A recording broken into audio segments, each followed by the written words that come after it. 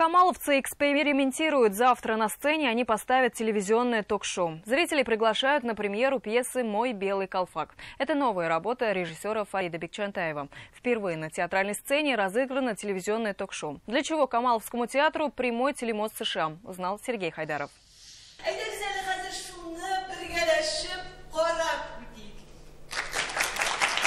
Свет, камера, мотор.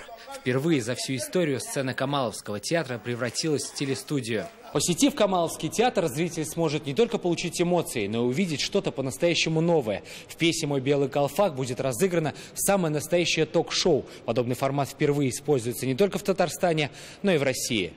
Пьеса Ильдара Юзеева «Мой белый колфак» написана в конце 80-х. В основе сюжета вымышленный первый телемост между татарами СССР и США.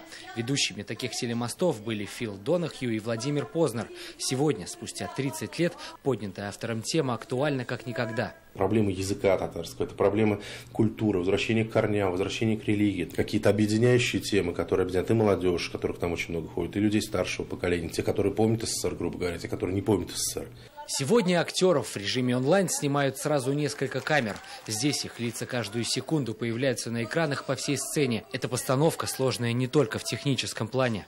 Телевизионный формат требует другой игры совсем. Необычайной игры. Премьера пьесы «Мой белый колфак» состоится уже 7 апреля. Сергей Хайдаров, Марат Саидгараев, ТНВ Казань.